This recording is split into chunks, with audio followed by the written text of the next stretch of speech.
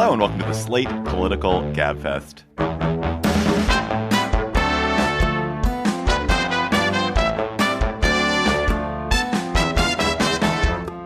February 16th, 2023, the President Nikki Haley edition. I'm David Plotz of CityCast. I'm here in Washington, D.C. I am joined by John Dickerson of CBS Prime Time from New York City. Hello, John. On this show. Not in life, but on this show. And, of course, Emily Bazelon of the New York Times Magazine and Yale University Law School back safely in New Haven. Hello, Emily. Hello. This week on the Gabfest, Nikki Haley is running for president. Will she be the non-Trump, non-DeSantis alternative that some Republicans, like 6 Republicans, are waiting for? Then, as the Supreme Court prepares to gut affirmative action at universities, Emily has a brilliant piece about how university affirmative action came to be, and we'll talk to her about that. Then maybe Congress can get along. Amanda Ripley will join us to talk about the bipartisan House committee that actually works and why it actually works. Plus, we'll have cocktail chatter. And a reminder that we are hiring a researcher. If you love the Gabfest, you love Slate, maybe you should apply. It's a part-time position. It is paid. It's flexible, but you'll probably work about 15 to 20 hours a week, and you do have to be available from 8:30 a.m. to 10:30 a.m. Eastern Time on Thursday mornings. Most of the work is on Wednesdays and Thursdays. You should be organized and self-directed and politically aware and engaged and be a fast and thorough researcher who possesses good news judgment. And if you're interested, I hope you are, please send us a resume and a cover letter to gabfest@slate.com. This episode of the Gabfest is sponsored by ZipRecruiter. If you read the headlines, you might think that no one's hiring, but tons of industries are hiring. And there is even going to be a boom this spring in e-commerce and healthcare and hospitality. Hospitality is one of the areas with the most growth. Not only does hospitality need to hire for service positions, but also managerial positions and back office operations positions. So if you need to hire qualified candidates ASAP for any of these industries or any other industry, you need ZipRecruiter. ZipRecruiter uses its powerful matching technology to find the qualified candidates for a wide range of roles. And if you see a candidate who'd be perfect for your job, ZipRecruiter makes it easy to send them a personal invite so they're more likely to apply. ZipRecruiter also offers attention-grabbing labels that speak to job flexibility, like urgent and training provided and remote and more. So let ZipRecruiter keep your team growing strong no matter what the industry. 4 out of 5 employers who post on ZipRecruiter get a quality candidate within the first day. See for yourself. Go to this exclusive web address to try ZipRecruiter for free. ZipRecruiter.com/Gabfest. Again, that's ZipRecruiter.com/GABFEST. ZipRecruiter, the smartest way to hire. This episode of the Gabfest is sponsored by MindBloom. There's no quick fix for anxiety and depression. If you haven't figured it out yet, life, healing, and becoming a better version of yourself is a process. But sometimes you need something to unlock your brain, a new way of thinking about and seeing the world. And maybe that thing is guided ketamine therapy from MindBloom. MindBloom is the leader in at-home ketamine therapy for people looking for a new way to treat their anxiety and depression. They combine science-backed medicine with a guided treatment plan that's both affordable and fast-acting. To begin, take MindBloom's online assessment and schedule a video consult with a licensed psychiatric clinician. If approved, you'll work with MindBloom on your specific treatment plan, and you'll be mailed a customized kit complete with medicine, a journal, and treatment materials. After only 2 sessions, 87% of MindBloom clients reported improvements in depression, and 85% reported improvements in anxiety.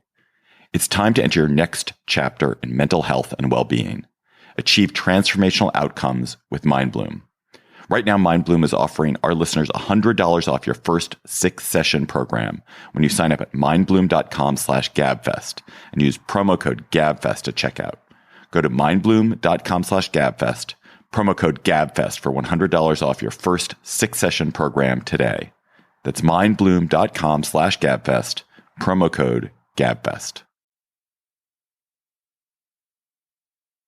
Nikki Haley, the former governor of South Carolina and Trump's ambassador to the United Nations, announced that she is running for president. We're ready to move past the stale ideas and faded names of the past. And we are more than ready for a new generation to lead us into the future. The 51-year-old Haley is positioning herself as the lukewarm water of the Republican field, an adult with real experience, not Trumpish, but not anti-Trump, a new generation, a different look. She's a Indian American. She's a woman. She is polling at nowhere right now, basically. It's like slightly above nowhere, sort of 2 train stations from nowhere.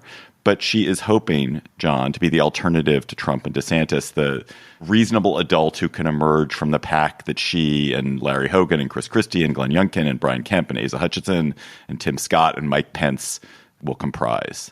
So is she likely to emerge from that pack? In a previous world, you could make a strong case. I mean, she comes from an important primary state. She has experience as a governor. She did well by the standards of the Republican Party as governor of South Carolina in terms of regulations and taxes, executive branch experience as ambassador to the UN. So she's got a foreign policy piece. That's a pretty good place to start if you're a Republican in the old days.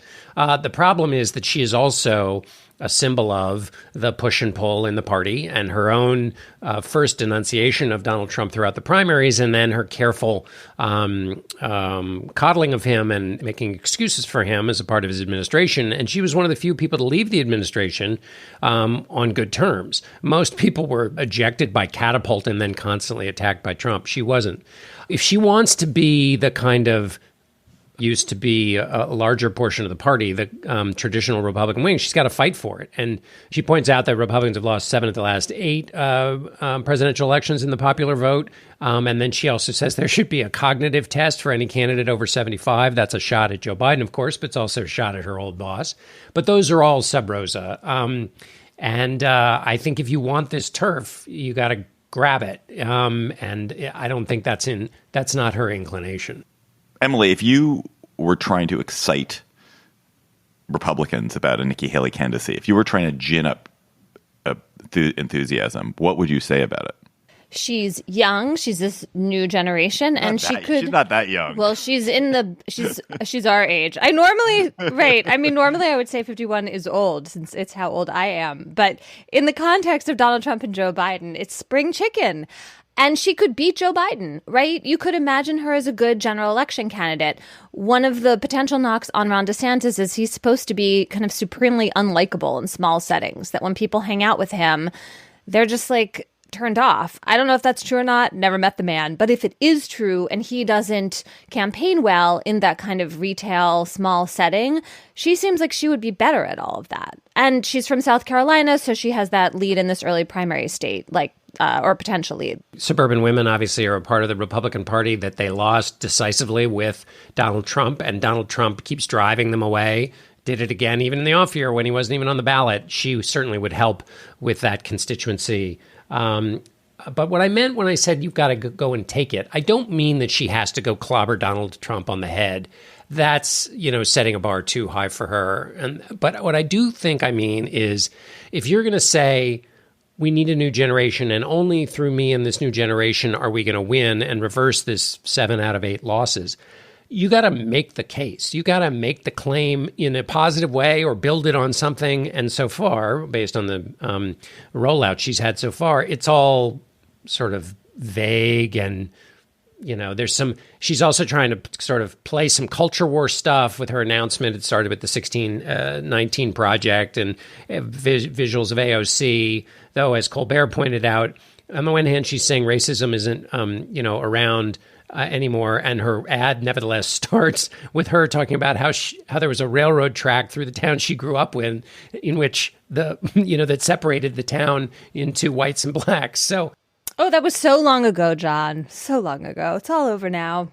And well, then more contemporaneously, I thought a really, strong symbol of her confusion was in her announcement video. She mentioned the massacre at Mother Emanuel Church, in which a white racist Confederate flag flying gunmen killed black parishioners who had welcomed him in to pray with them.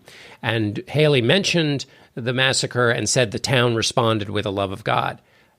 The government also responded by taking down the South Carolina flag with the Confederate flag symbol on it from the State House. And she, at the time, signed that bill, was very proud of that. It was such an important moment for the Republican Party that the chairman of the Republican Party at the time, Reince Priebus, flew down to South Carolina to be there at the ceremony where Haley signed the bill. And according to Haley's aides at the time, worked his way in so that he could be in the television shot, so that he could send the signal that the Republican Party was not associated with this wing that ultimately would have basically marched through Charlottesville, and with which it is now much more associated. She didn't mention any of that. She didn't mention her role in taking down the flag at all. That's a symbol of how confused the candidacy is at the moment. And how much the Republican Party has changed. Yeah, yeah.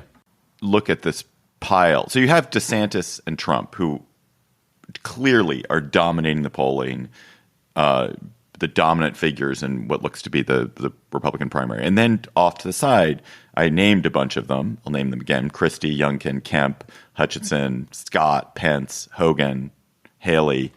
Maybe I'm forgetting one or two.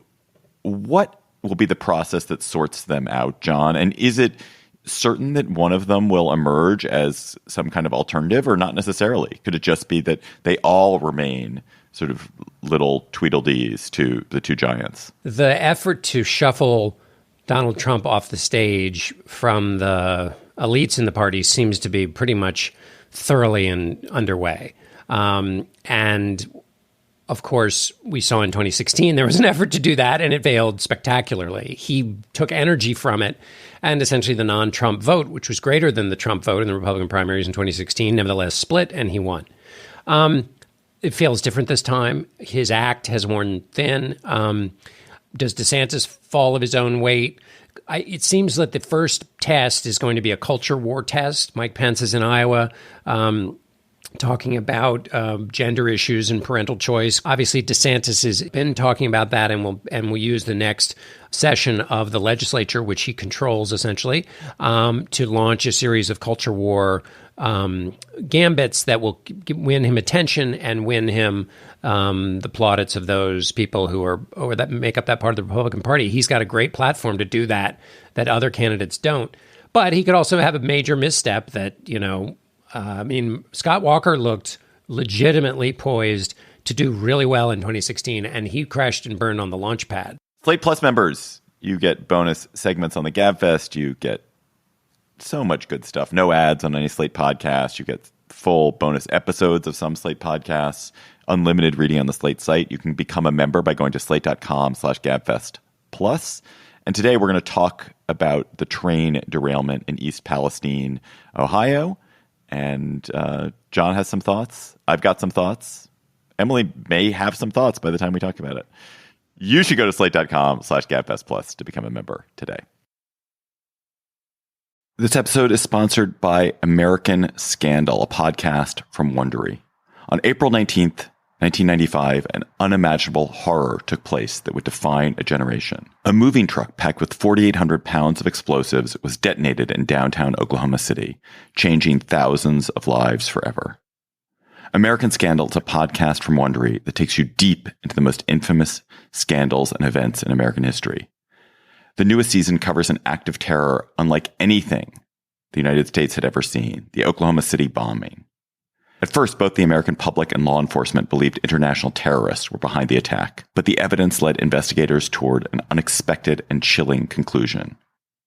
The show combines historical details with strong storytelling, delivering well-written narrative episodes that are filled with engaging information about the most famous scandals in American history. Follow American Scandal wherever you get your podcasts. You can listen ad-free on the Amazon Music or Wondery apps. Emily, you have a big new piece in the New York Times Magazine. I don't even say the magazine anymore. It's like just the New York Times. There's no magazine. It's just a piece of digital space that maybe has some weird logo on it.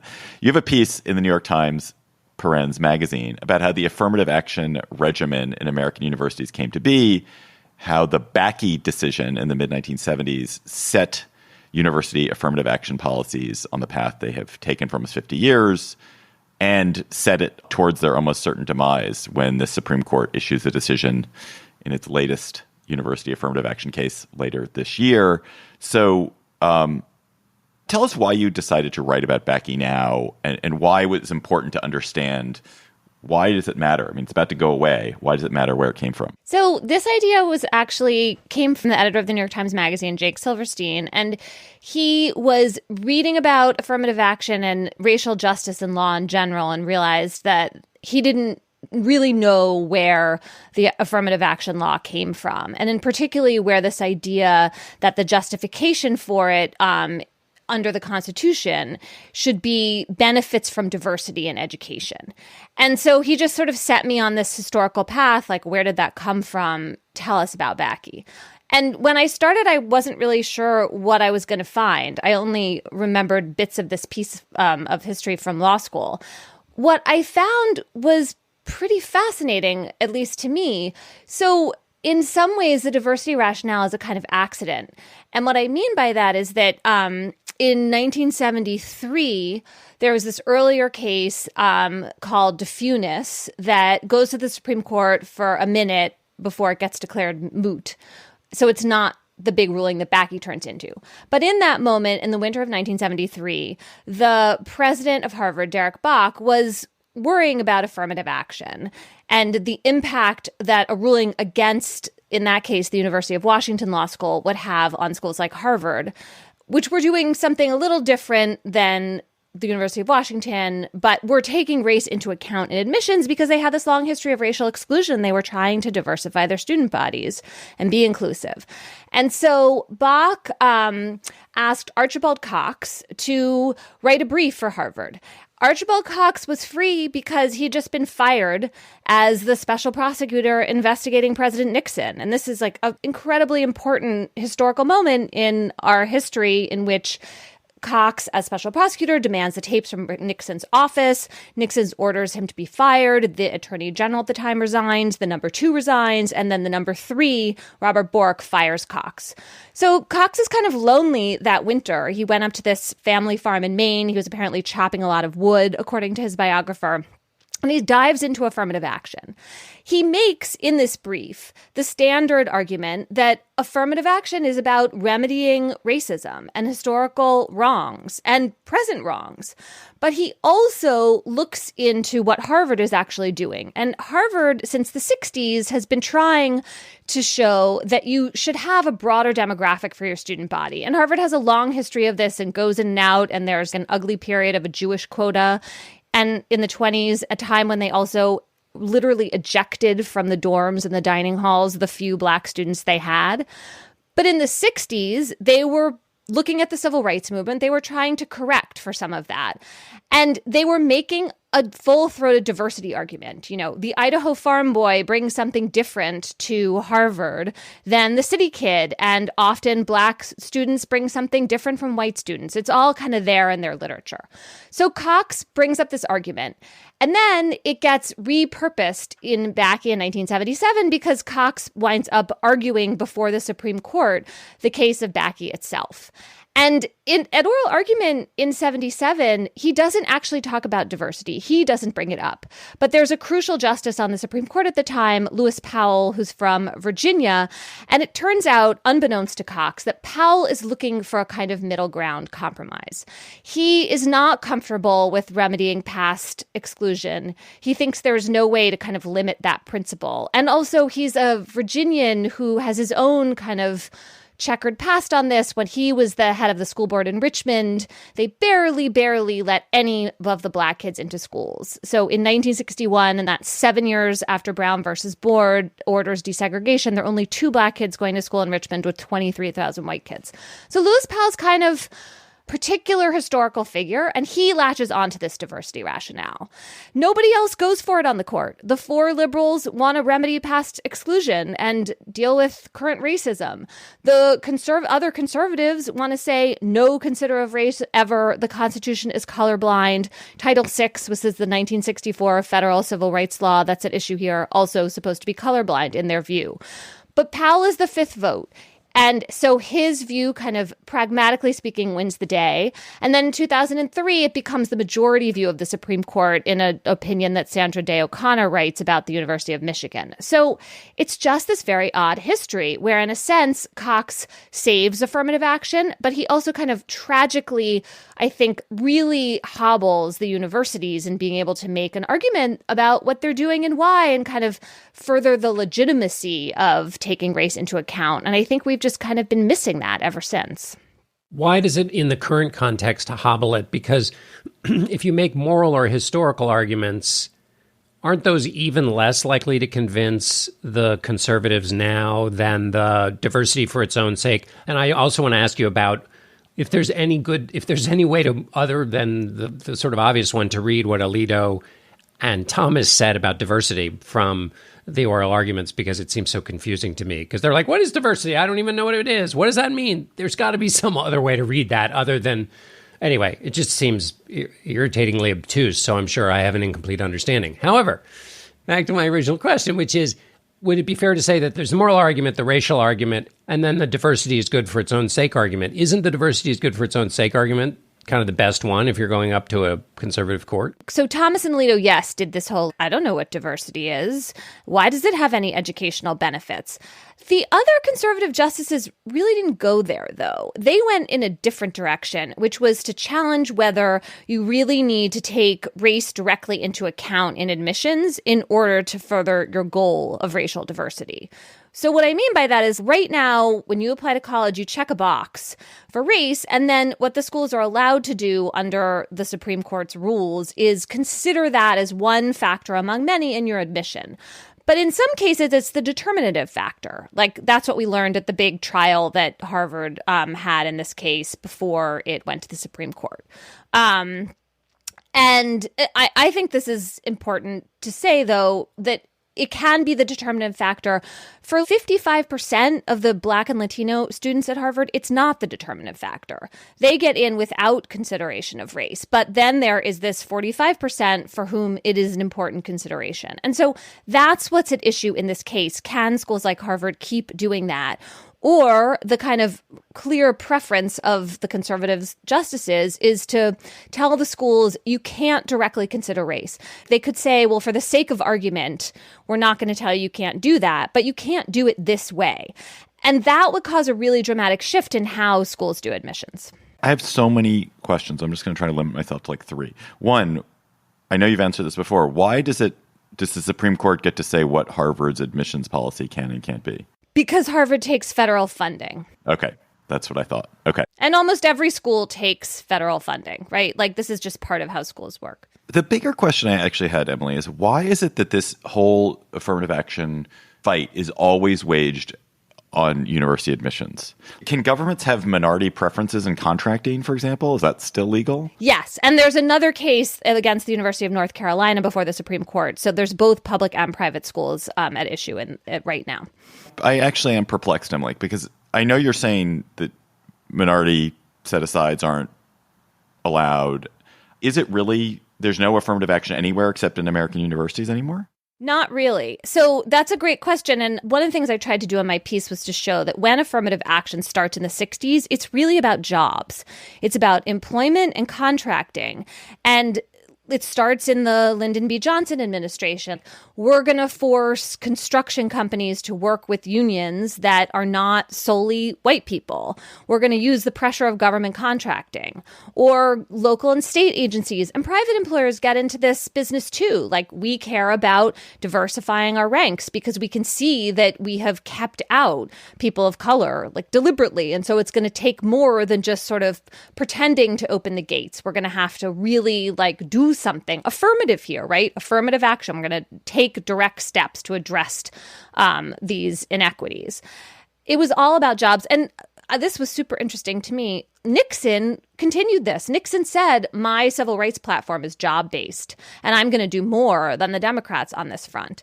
Then when he ran for re-election, that all fell away. He started running on a platform of kind of catering to white grievance and denouncing quotas.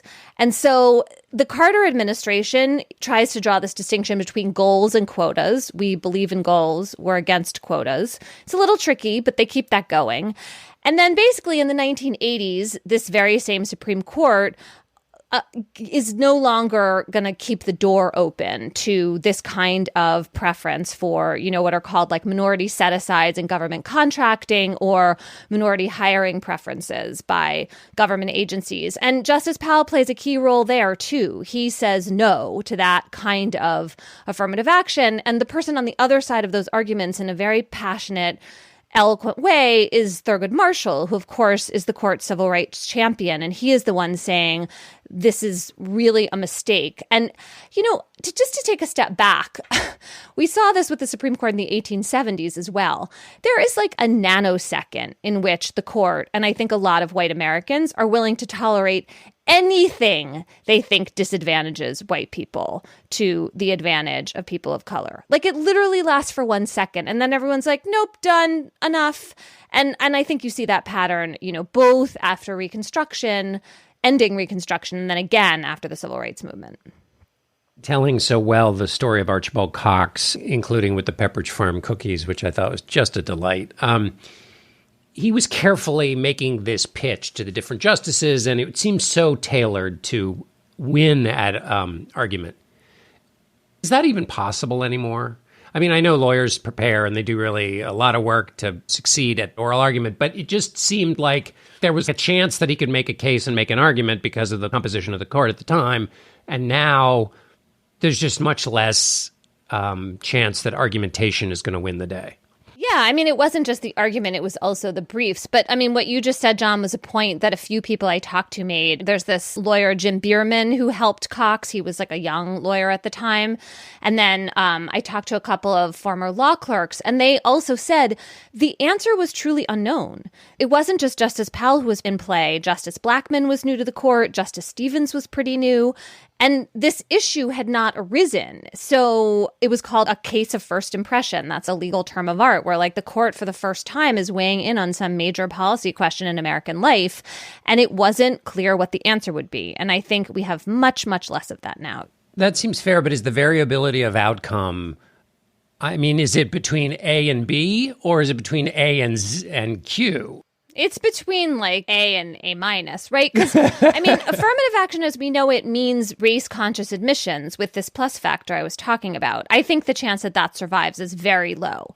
Whether the schools are going to be able to figure out a way to use measures of class and family wealth and neighborhood poverty level to produce something that still has some racial diversity in it, that's a different and really interesting question that's likely, I think, to unfold over the next few years. But I don't think that the sort of younger conservative justices are really open to maintaining the status quo. Right, but they are open to maintaining what you just described, possibly. Whereas I think if you had Alito and Thomas writing a decision, it would be, you have to admit people based on a set of incredibly narrow, specific criteria, and you can't look at where they come from at all. I mean, maybe, although Alito wrote a dissent a few years ago in which he sort of suggested that the University of Texas at Austin, which was one option open to them, was to consider socioeconomic factors. So that's why I feel hopeful about these sort of class-based diversity measures. But I mean, he could totally have a bait and switch and just be like, no, I'm not into that anymore. So yeah, I do think that it is not clear what all 6 conservative justices, exactly what they're going to say and where they're going to tell universities to go next. You should read Emily's article, The Undoing of Affirmative Action, in the New York Times. Hi, I'm Dahlia Lithwick, host of Slate's Amicus podcast, and I'm here to tell you that we have a special offer on Slate memberships. You can now get 3 months of Slate Plus for just $15, and you'll get no ads on any Slate podcasts, member-exclusive episodes and segments on my show Amicus, and shows like Political Gabfest and Slow Burn, and unlimited reading on the Slate site. And best of all, you would be supporting all of Slate's independent journalism as we cover everything that is happening in the news every day. Sign up for Slate Plus at slate.com/podcast plus. Again, that's 3 months for only $15. So sign up now at slate.com/podcasts plus. It is always a red letter day on the Gabfest when the journalist and now Washington Post columnist Amanda Ripley joins us, because that means we are going to learn something about how people are doing something hard, but they're doing something hard well. Today we're going to discuss a really fascinating column by Amanda in the Washington Post from last weekend. The title of it is "These Radically Simple Changes Helped Lawmakers Actually Get Things Done."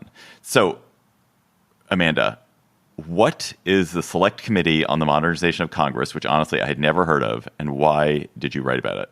This is the sleeper story of the year. Okay, so the Select Committee on the Modernization of Congress is one of these temporary pop-up committees that Congress creates every so often to try to reform itself. And you can imagine how that usually goes, right? So the last time they did this was in 2018. They did a select committee to try to reform the budgeting process and came up with exactly 0 recommendations by the end of the year. So basically, it is, if we sat down and were like, let's design a committee to fail, this is what you would do. You would say, okay, the Select Committee on Modernization has no power.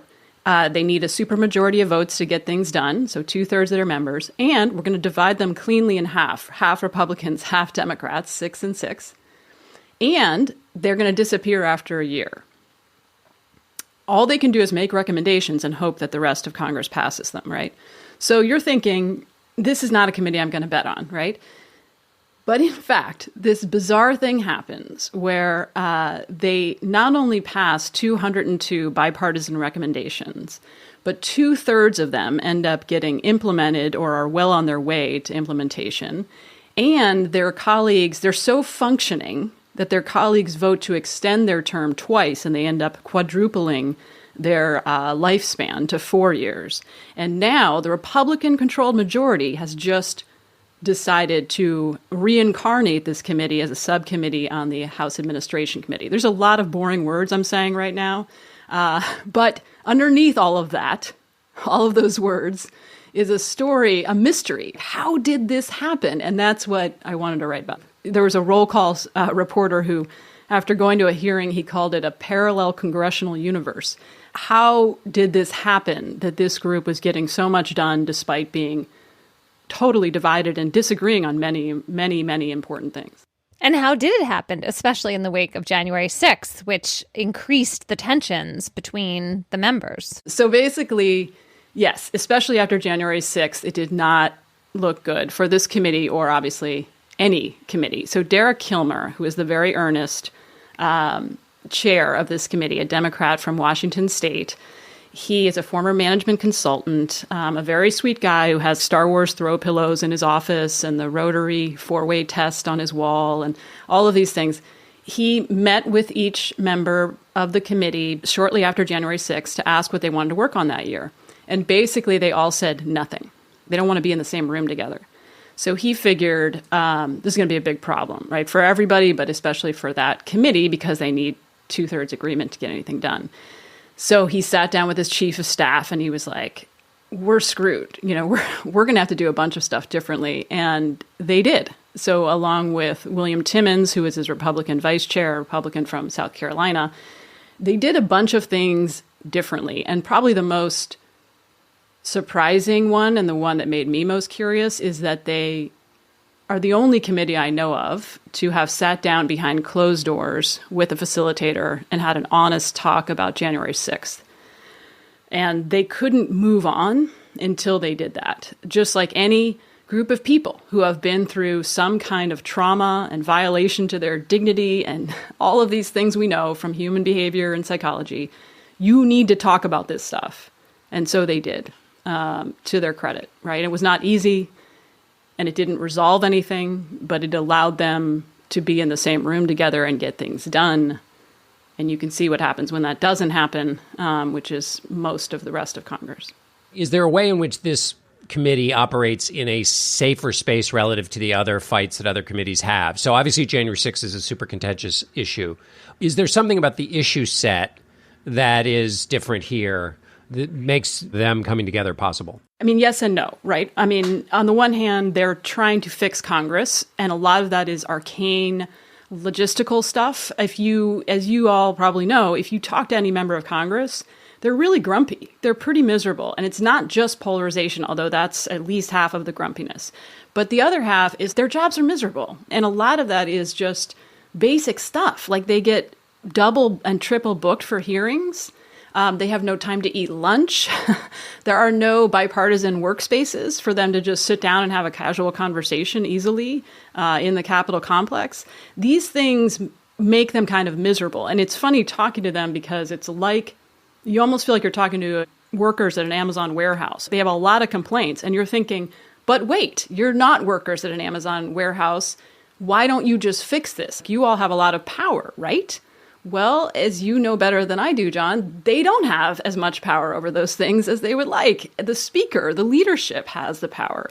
And so they're very grumpy about this. So yes, they are united in their desire to fix a bunch of stuff. That said, remember, previous attempts to do this, including the last modernization committee, the last panel tasked with fixing Congress, ended a year later with no impact. So there's something else going on here in addition to the fact that, yes, they're not dealing with like immigration reform. I actually am different from John and Emily and perhaps you in that I was uninterested in the January 6th part and super interested in some of the other things you talked about, which is how physically they worked together, how they ran meetings, how they hired, how they socialized. Can you talk about that?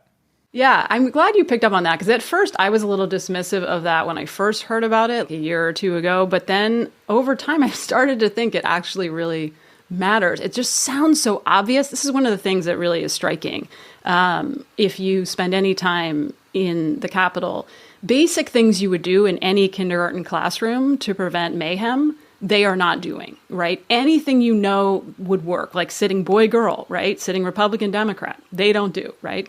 So there's a lot of low-hanging fruit, in other words, if we want to get better about particularly toxic conflict, right? Now, there's a lot of bigger problems that you all talk about all the time that lead to toxic conflict in politics. But then there's a bunch of just obvious crap that we could do and are not doing that they did. So to answer your question, some of the things they did is they, first of all, would eat dinner together on a regular basis. This is Representative Timmons, the Republican from South Carolina, who really pushed for this. And he said it was insanely hard to do, just to find a space where they could have dinner together.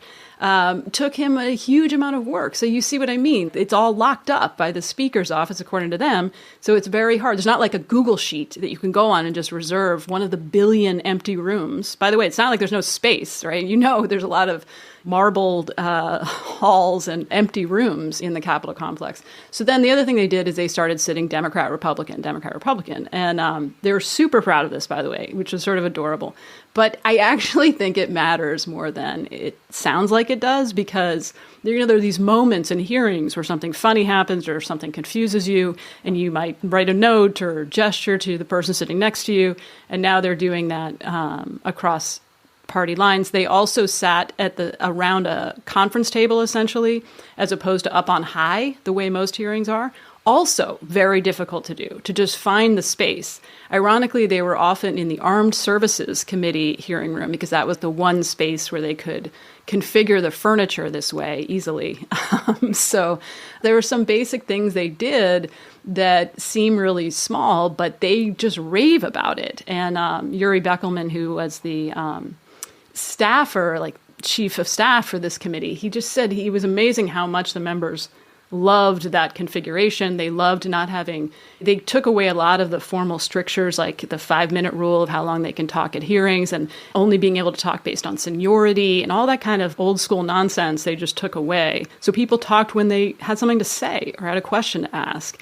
And people really liked it. So Dean Phillips, who's a Democrat from Minnesota who was on the committee, he said, I learned more in 1 hour in a modernization committee hearing than weeks sitting in every other committee venue.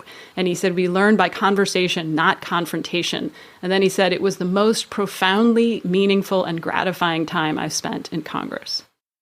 It seems like then you've named at least 3 things. One is contact. The other is intentionality to fix this problem, to do the work, right? to even show up at the meeting to figure out how to do this. And the third is a sufficiently open mind or curious mind that you're willing to actually sit and listen to this person who you might otherwise write off. Yeah, I mean, I think that is the central question, is how do you rebuild trust in all of our institutions? And it's just like a couple in an ugly divorce. I mean, the reality is they have to deal with their kids, right? So you don't trust each other at all, and yet you have to deal with your kids. So then how do we build just enough trust and just enough guardrails and just enough sort of rituals so that we can get things done for the country? There are members of Congress, I would say it's a small number, who do not want to do any of this. They do not want to get things done, right? So that is undeniably true, and we need to stop electing these people, right? But in a time of high conflict, you get a bunch, in this sort of conflict industrial complex that we've created, you get a bunch of players who benefit from the conflict. And some of them are obvious, right? But some of them are less obvious. And so the example of the speaker not allowing there to be easily reservable bipartisan spaces for dinners and collaboration is an example of how this kind of conflict breeds dysfunction. And there's a million other examples, but that's a particularly fixable one. And I would say, to their credit, one of the recommendations they did get passed created some bipartisan dinners through the Library of Congress. So they sort of took it out of the speaker's purview, and also some bipartisan programming for new members for freshman orientation. Any organization, any company, if your onboarding is very important, right, and you want to do it right, and you might want to have some times where you have to talk to each other. So that is just a basic thing you would do, and they're trying to do now. On the family analogy, there are some members of Congress who don't care about the kids, who care more about the money and the attention that comes from being conflict entrepreneurs, as you've coined. But let me ask you if it's possible to identify the basic component parts that are required. And this is why January 6th really struck me, and the fact that they were able to work through that, because it seems to me that that's one of the events where basically you could easily write somebody off. I mean, and just say, like, the fact that you voted with or even had a moment of patience for an attempt to overthrow an election, you are just not even engaged in the democratic process, and therefore, why would I ever want to deal with you? So how they got over that hurdle. But then is it possible to identify two or three of the norms of what we would have used to have thought was statesmanship in the old days that are the kind of preconditions for being in the group of people who, as difficult as it may be, create these bridges? Yeah, I think the most important norm is contact. So there's a thing called contact theories. There's like the most researched human intervention to prevent discrimination and dehumanization. And it's been tested in 500 experiments all over the world.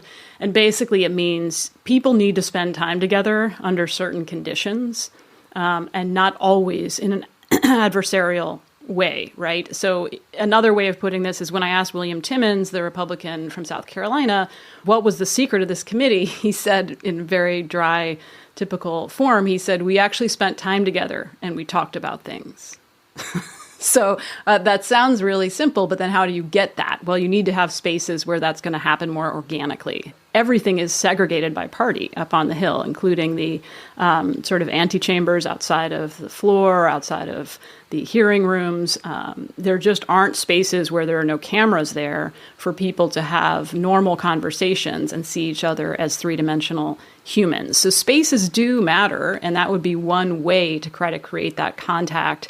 But there are others, and I think the bottom line is, once you talk to someone, including when I interviewed Congressman Timmons about this, I don't agree with how he voted on the night of January 6th. And it was interesting to hear what he said about it. And it also didn't change my mind, didn't change his mind.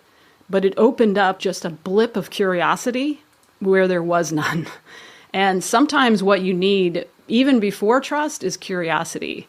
And to get to that, you need to have a little bit of space that is not 100% threatening. I was really struck reading and now listening to you about the challenge of building trust.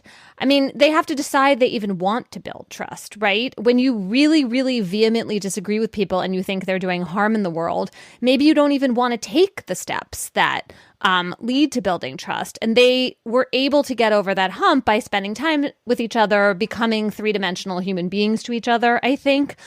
I wonder if that can translate into other settings in Congress, or whether it's more important to both sides to show that they vehemently disagree in a way that just erases trust. Interestingly, I think that last one is optional. What I've seen again and again is people come into the room not curious, and then they get curious. So it's sort of like, just to take this analogy too far, couples therapy. Like, I have this theory that most couples who go to therapy, it's because they want some third party to validate that they're right. And then you get in the door and you realize that this is more complicated, ideally, if the therapist is any good, right? And so that's what usually happens in these kinds of difficult conversations that I've witnessed, is people are not super curious coming in.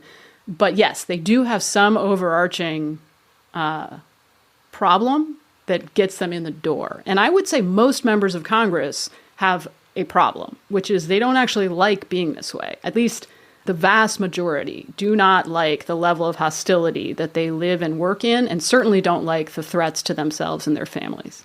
Given that, Amanda, have you seen any evidence that what happened on this committee has infected the rest of Congress, or could infect any other part of the rest of Congress, or really, no, it's just a small Xanadu that will never be again?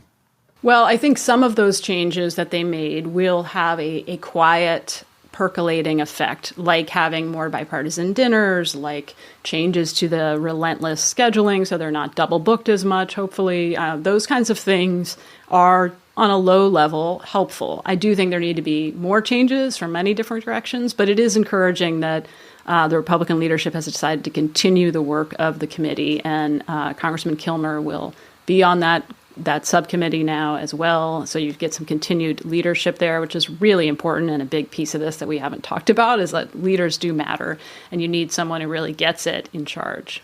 Amanda Ripley's article in the Washington Post, "These radically simple changes helped lawmakers actually get things done."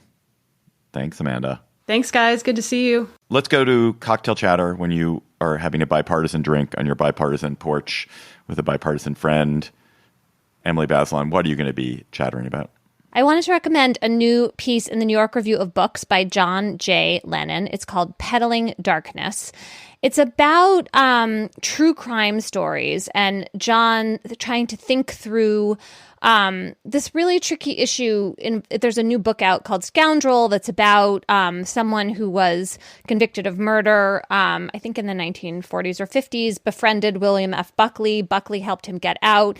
Then he committed another murder, and it turned out had also committed the first murder because he confessed to it. And so it's like an innocence gone totally wrong story.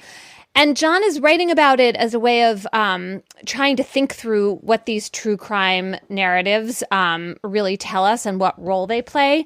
John is a colleague of mine. We've been working together on a project at Yale Law School called the Prison Law Project, where we've been answering the mail that I get from people who are incarcerated, and we've created a database, and John's been writing up some of those stories for the New York Times. And he is incarcerated himself. He is someone who was convicted of murder and other crimes, and is in the 22nd year of what I think is a 28-year sentence. So it's a personal essay, too, about what it means for other people on the outside to kind of take a risk by trying to help someone on the inside who's been convicted of killing someone, the most terrible crime there is.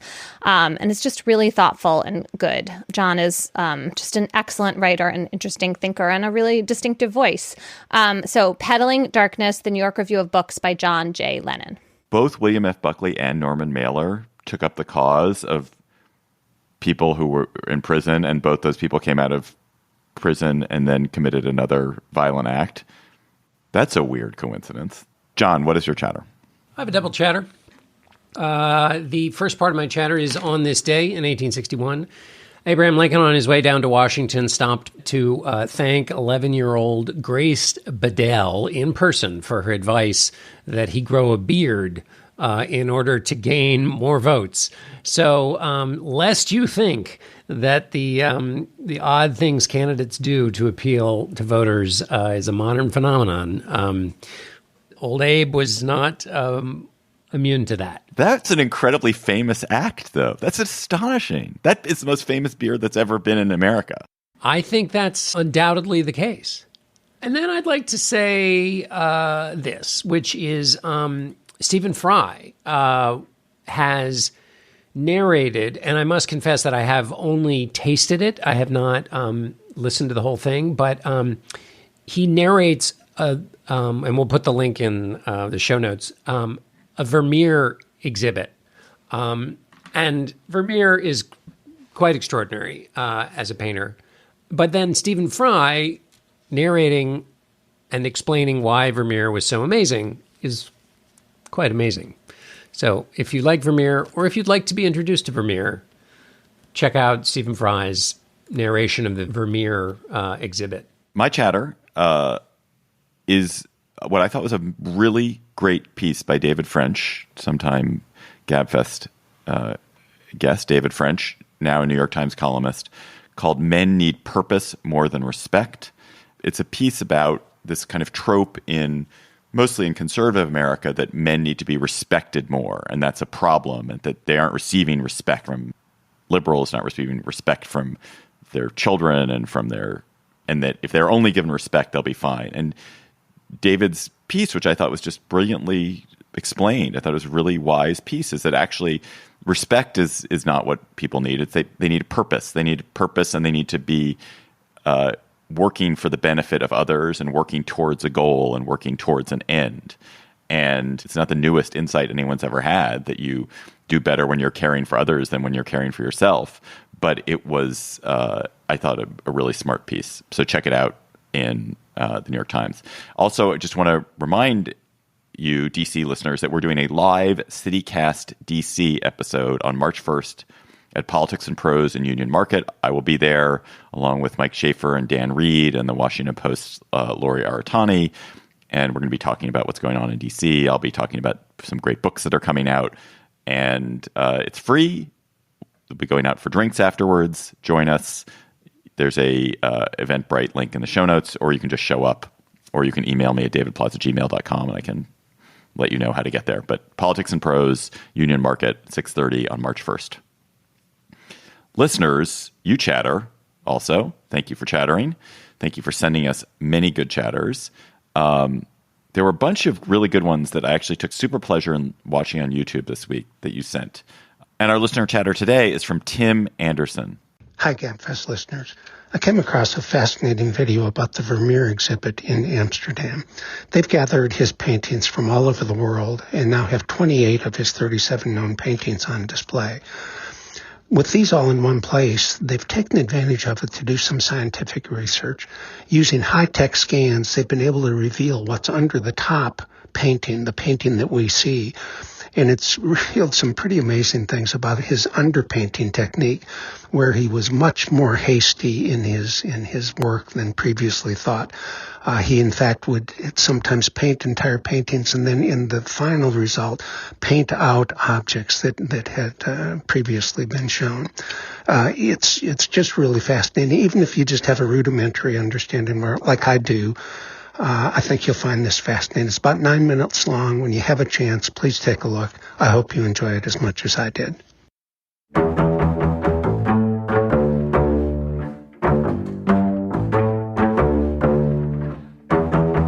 That's our show for today. The Gabfest is produced by Shana Roth and Tori Dominguez. Bridget Dunlap is our researcher for a little bit longer. Remember, if you want to be our researcher, email us at gabfest@slate.com, as I described at the top, with a resume and cover letter. Our theme music is by They Might Be Giants. Ben Richmond is Senior Director for Podcast Operations. Alicia Montgomery is the VP of Audio of Slate. Follow us on Twitter at @SlateGabfest. Tweet chatter to us there, or email us that at gabfest@slate.com. For Emily Bazelon and John Dickerson, I'm David Plotz. Thanks for listening. We will talk to you next week.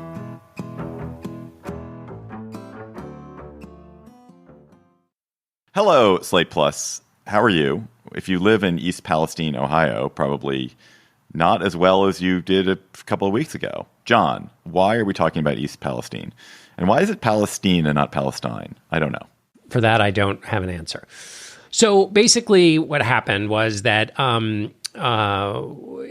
there was a train derailment that itself unleashed incredibly toxic chemicals into the air. On February 3rd, there were fires, and then there was a kind of controlled release as a part of the mitigation effort. It was also part of this.